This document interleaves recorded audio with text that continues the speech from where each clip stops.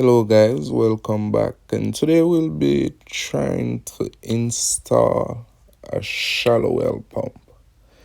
And before we install a shallow well pump, we have to understand the type of well you have on your property. So if you're outside the city limit, most likely you're on a well system. Okay? And if you have a bad well pump, you go out there. Or if you just move to a property and will be installing a well pump, this is what you need to know, that there's two types of well. On our right we have the shallow well, and this is any well that is 25 feet or less in depth, while on the left we have a deep well, and this is any well that is 25 feet in depth or more. And so the pumps that goes to them vary. You'll need a deep well pump for a deep well and a shallow well pump.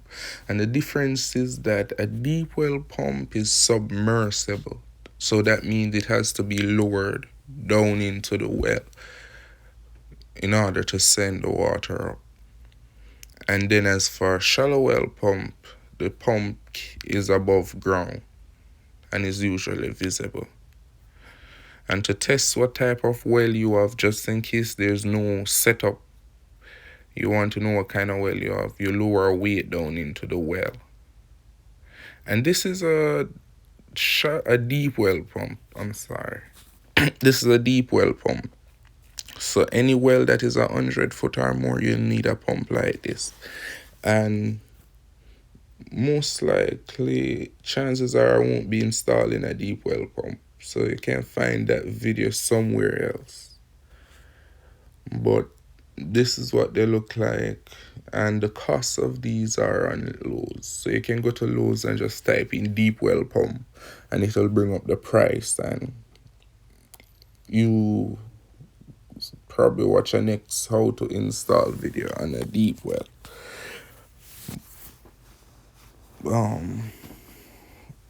For the shallow well pump, I'll bring up an image of the shallow well pump next. They're cheaper in price, but it requires more connection and more fitting to install. So that's the downside to it. And here is a picture of a shallow well pump. And we'll be installing one of these today. You can see the input, the output, and the electronic panel.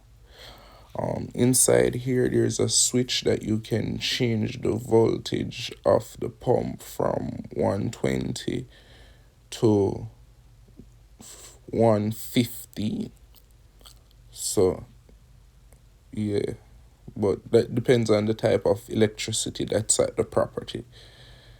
And the thing about these pumps are they're very specific. The one that we will be installing today, it states that the pressure in the air tank has to be at 28 psi. So there should be 28 psi in the air tank. So that's 2 below 30 in order for it to cut on, because it only cuts on at 30 psi. So we'll show you how to do that today. What I did was that because there was a pre-existing system, so more than likely it was already calibrated. But just to be sure, I had more air to it, and then install the setup and release the air slowly. And this is a diagram of what a deep well install would look like. But because we won't be doing this today, we won't be going into details. It's just an idea where you can see that the pump is inside the well. Then you have the connection, fitting, check valve, air tank, pressure switch, and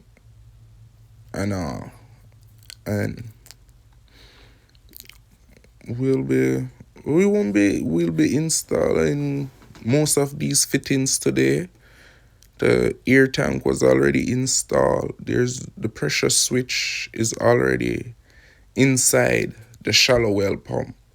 So the deep well pump, this pressure switch, as you can see beside the pre-charge tank, which is the pressure tank. While on the shallow well pump, the switch is installed into the pump itself. And this is a diagram of the shallow well pump. You can see the pressure switch to the side here. Okay, so you have the prime plug, you have the pressure tank, and then when installing the pump, we must ensure that we have enough water to prime the system. Do not plug in the pump before you prime it. You will overheat and burn the pump up. If you don't have enough water to prime the system, you will damage the pump. So having water on site is very important. So this is your diagram setup. The interjector, or the intake as I would like to call it, is where the water comes in from the well. And for me, having a coupling that can be unscrewed and screwed right here is very important, because you don't want to keep cutting into the line to a point where there'll be nothing left to cut and you'll have to repipe the entire well. So I took the extra precaution of installing that on the system.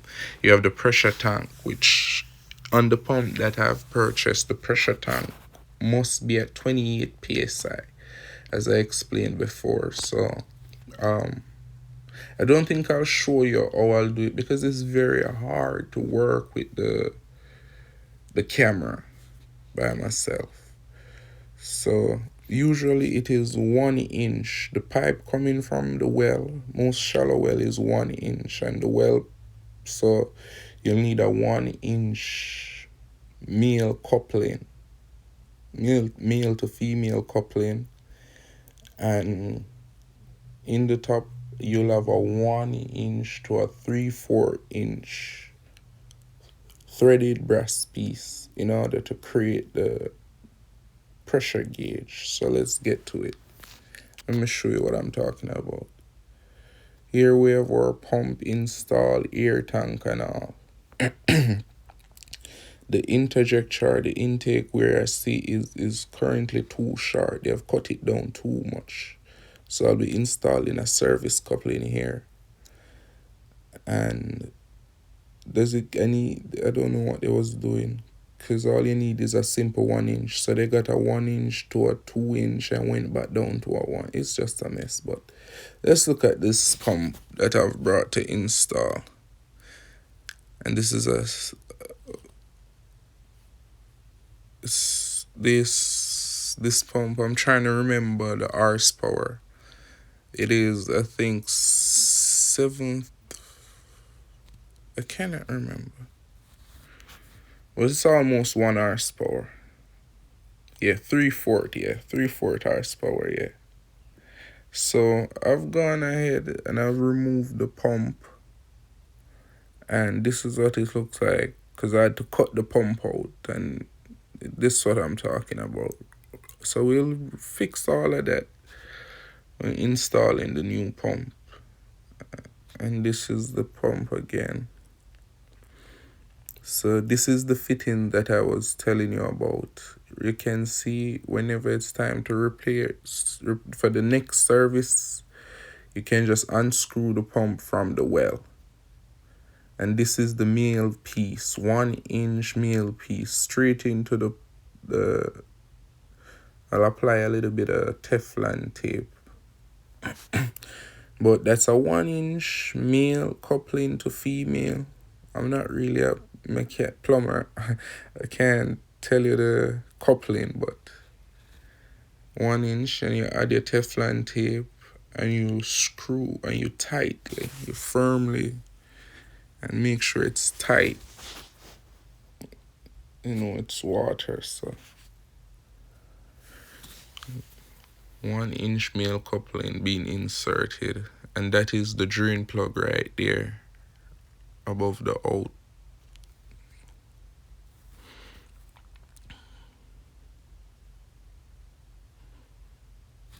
And I'll be using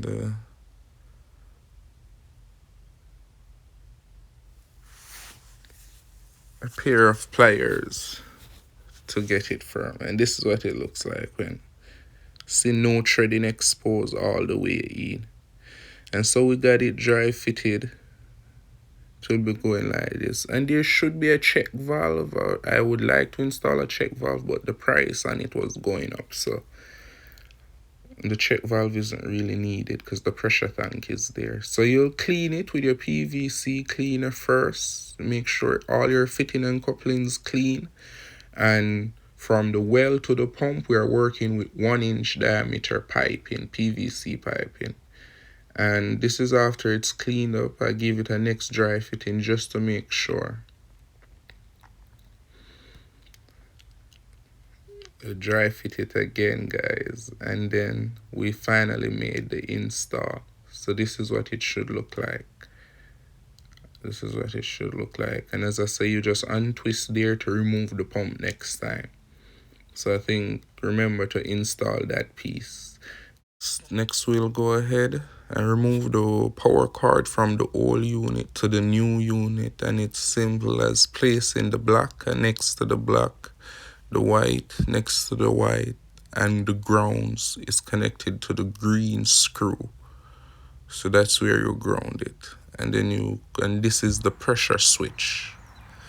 And next we'll be trying to put on the fitting. We'll create a brass T fitting for the pressure gauge and to send it out to service.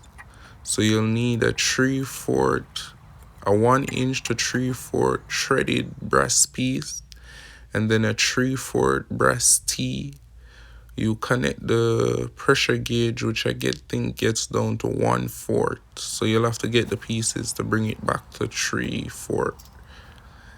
And then you create auto service by using a plastic 3/4 inch male to female. And this is what the setup look like. So if you follow me from the pump and install the T and come across into your service line and priming it, we're going to prime the pump by filling it with water. And remember, this system was pre-installed, so the pressure tank and the well pump, the well itself is already primed, so it's a bit easier. So we're going to open the priming, we're going to unscrew the priming plug and fill the pump and the line with water. It took me about a gallon and a half to fill it, and then we add electricity to the pump and we add water. But as I say, if the system was pre-installed, you shouldn't be having too much problem. If not, you just have to make sure your pump is fully primed, the electricity or the pressure switch is properly set, and you shouldn't have too much problem. Thanks for watching. Subscribe.